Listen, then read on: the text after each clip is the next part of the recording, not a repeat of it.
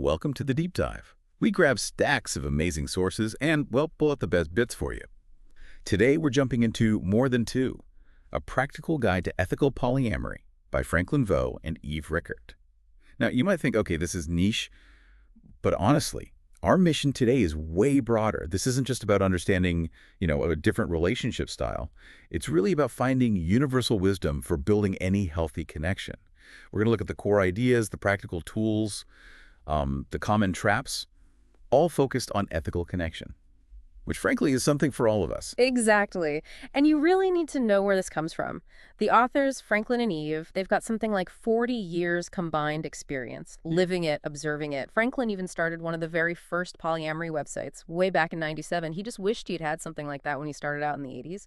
And they're super upfront that this is anecdote-based poly because, the formal research is still pretty new, so it's grounded in real life, which is key. Yeah, I loved how they called the book a compass, not a map. Yeah. It really stuck with me. Just sets the stage right. No single right way, just principles to guide you. So, okay, let's unpack those directions. Absolutely. They start with these two foundational ethical axioms, and they hit hard. First, the people in a relationship are more important than the relationship. And second, don't treat people as things. Sounds simple, maybe, but think about what that means. It means relationships exist to serve the people in them, period.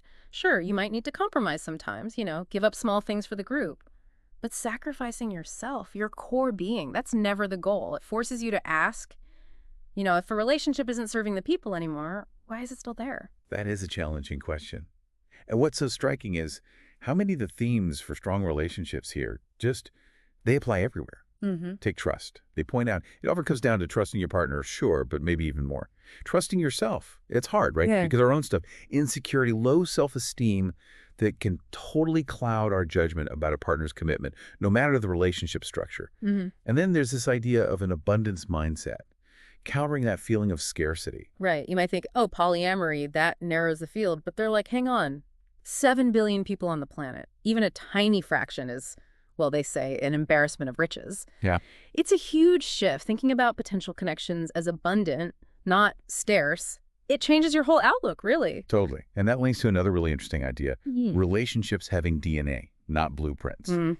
Society gives us this blueprint, right? Man, woman, 2.4 kids, the whole deal.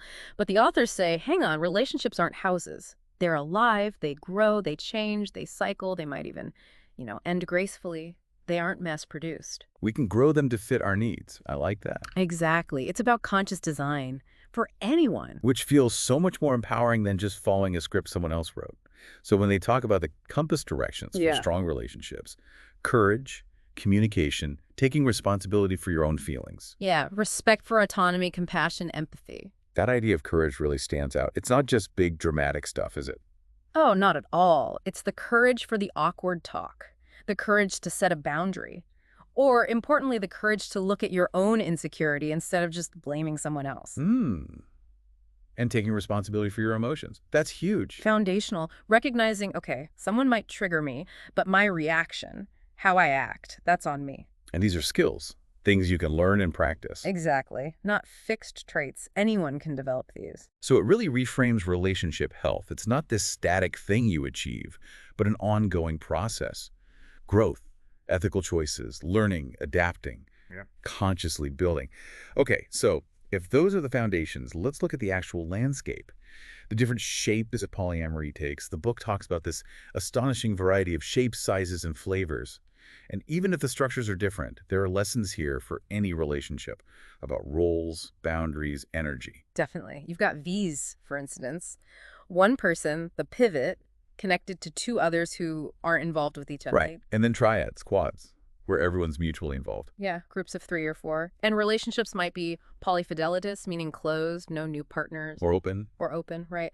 And they also talk about language, preferring terms like nesting partner for people you live with, or life partner, or just sweeties instead of that primary-secondary hierarchy. Which can feel loaded. It can. And some folks even practice group marriage, sharing finances, home, raising kids together, like one big family unit. Wow.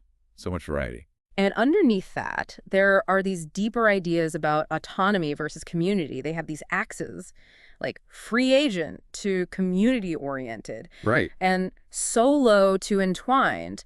How much do you operate independently versus integrated with partners? Sure. And then you have relationship anarchy at one extreme end, basically rejecting all categorization and ranking, ultimate individual autonomy. Interesting concept. It is. Most people land somewhere in the middle, finding their own balance. But just thinking about that spectrum, how much freedom versus shared life do you want? That's useful for anyone. Makes sense. And whatever the structure, the golden rule seems to be communicate, communicate, communicate. Yeah. The first rule of polyamory club. But they're quick to say, it's way harder than it sounds. Oh, yeah. It's not just talking at people, it's vulnerability, knowing yourself, integrity, empathy, Yeah. really hearing each other. And they point out pitfalls that honestly trip up all kinds of relationships. Yeah. Like dishonesty. Mm-hmm. That whole "the truth will hurt worse" justification. They argue that denies informed consent. It's treating people like things you can manage, not equals. Right. It's about control, not care. Exactly. Or passive communication. Hinting, implied threats, making people guess. Or that triangular thing. Yeah. Getting someone else involved, interpreting for others. Oh, yeah. Instead of just speaking directly. And vague phrases like existing obligations come first. Sometimes that's legit. Sometimes it's just a way to shut down a conversation about needs. We've all seen versions of that, haven't Why, we? for sure. The big lesson is just clarity. Directness. Non-negotiable. They push some really good strategies. My favorite. If you're afraid to say it, that means you need to say it. Oof. Yeah. That Tough one, but true. And active listening. Really listening, then repeating back in your own words. So what I hear you saying is making sure you actually got it. Not just nodding along while planning your rebuttal. Right. And being direct. State your need clearly. I need X. Not why don't you ever, or so-and-so gets Y. Leave room for them to choose how to meet the need. And asking why instead of just no. Yes. Instead of shutting it down, understand the root. Why don't I want that? Or why do you want that? It's so much more productive. Definitely something I need to practice more. Okay, moving on to challenges. The big one, jealousy. Yeah. Green-eyed monster. Yep. And being poly doesn't make you immune. Not at all. Yeah. Insecurity, doubt, they're human. But the authors stress, we don't have to put our emotions in the driver's seat. Control your actions, even when the feeling is strong. That's a life skill right there. For sure. They share some powerful stories. Franklin talks very honestly about wrecking a relationship because he wouldn't admit his jealousy. Really painful stuff. Wow. But then there's Mila's story. Working through jealousy, processing feelings, negotiating some temporary boundaries, and her partner, Morgan, just supported her. Didn't try to fix her, didn't shame her, just held space. That's huge. It is. And the core insight is, feelings often lie to you. Explain that. Like, you see a harmless snake and you feel fear. The fear is real, absolutely. But the message the fear sends, this snake is dangerous, might be false. Gotcha. So acknowledge the emotion, understand where it comes from, let it pass. Don't suppress it, but also don't automatically validate its message or make huge decisions based only on it. Right. Feel the feeling, but choose your action rationally. Yeah. Don't make life-altering choices mid-panic. Good advice for anyone. Absolutely. Okay, what about expectations? They seem related. Very related. Expectations are these beliefs about what will or should happen. They imply someone else owes you something or has a responsibility. And when they're not met, boom, anger, blame. Exactly. Yeah. Different from just being disappointed if a hope or desire doesn't pan out. Expectations carry that sense of entitlement. And it's tricky because people are, self-determining. So the lesson is, Check your expectations. Constantly. Are they realistic? Do they respect the other person's autonomy? Crucial check-in for any relationship. which flows right into rules and agreements.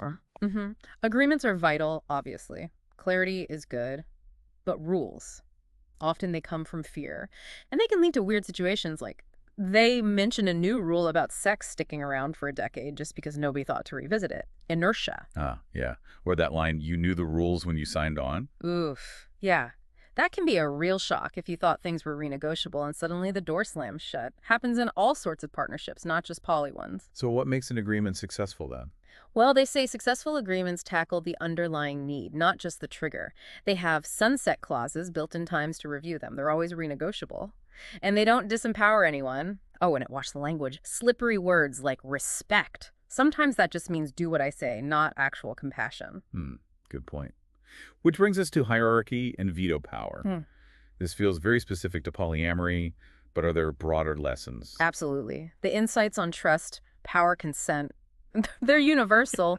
Hierarchy seems safe sometimes, right? Structure. But they point out it often disempowers secondary partners. Yeah. Restrictions on emotional support, privacy. Maybe they don't get a say in how the relationship evolves. It mirrors those unspoken power imbalances that can kill trust anywhere. And veto power. That creates what they call a trust imbalance. It's like saying, trust us not to misuse this, but the veto itself says, we don't fully trust you or the situation. Okay. And what's really striking, they say experienced poly people often avoid partners who have veto agreements.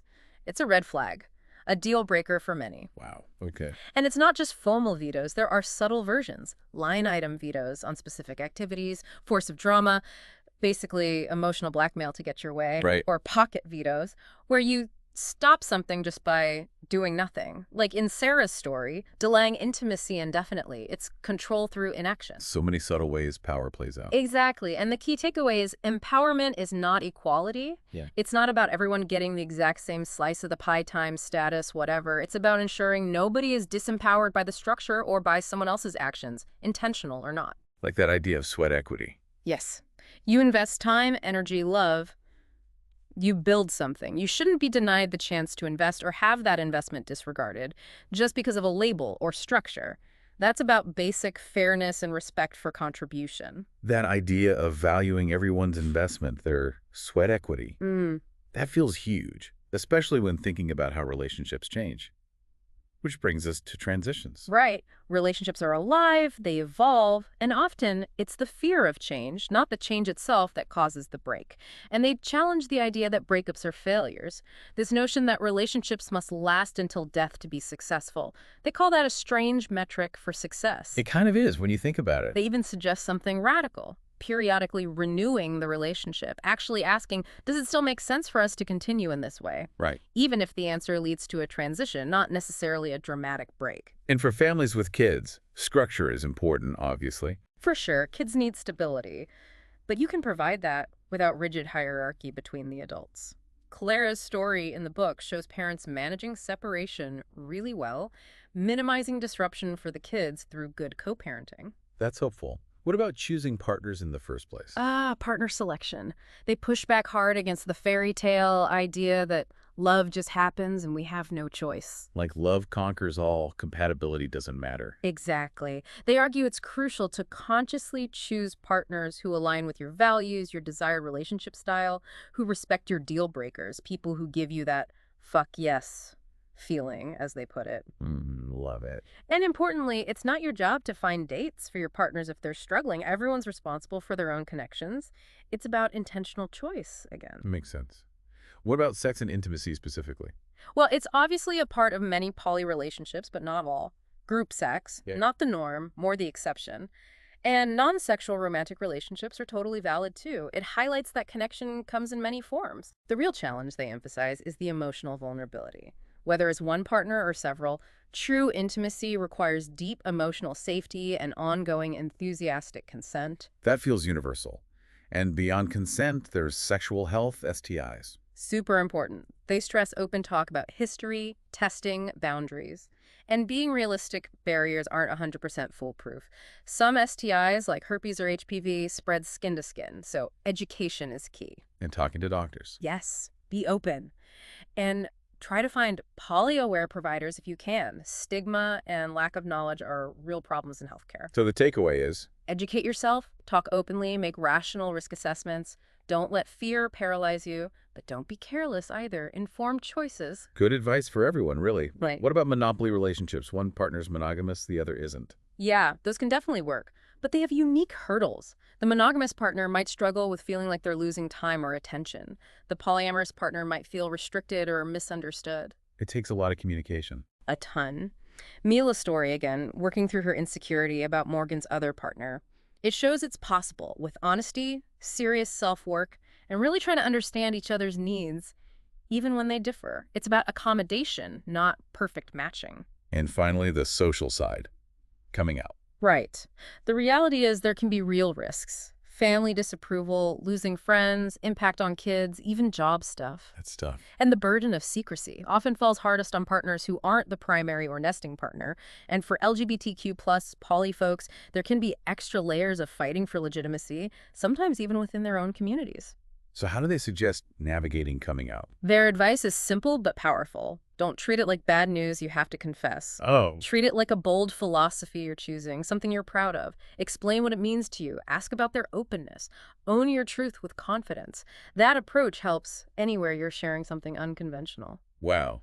Okay, so we've covered a lot of ground. We really have. From those core ethical principles, relationships serve people through the diverse structures and the absolute necessity of communication. Yeah, tackling jealousy by understanding feelings can lie, managing expectations, creating healthy agreements. Looking at power dynamics, vetoes, empowerment, then the practical stuff like transitions, partner choice, sexual health, monopoly coming out. It's a comprehensive guide. It really is. And you mentioned earlier tying it back to their idea of being awesome. Right. They say the people who navigate these challenges well, they do the work, they care for each other, they reason with their emotions, they set compassionate boundaries, they honor everyone's agency, even when it's scary. It's really a model for, well, just being a good human in connection with other humans. Pretty much. Resilience, empathy, it applies across the board. Okay, fantastic. So for you listening, here's something to chew on. In a world that hands us this single blueprint for relationships, where success often means till death do us part, what would change for your connections, romantic, platonic, family, whatever, if you fully embrace the idea that they're alive, dynamic, capable of changing, transforming, maybe even ending gracefully without being a failure? What might you gain if you had the courage to question the standard script and focus instead on what truly serves the unique individuals involved?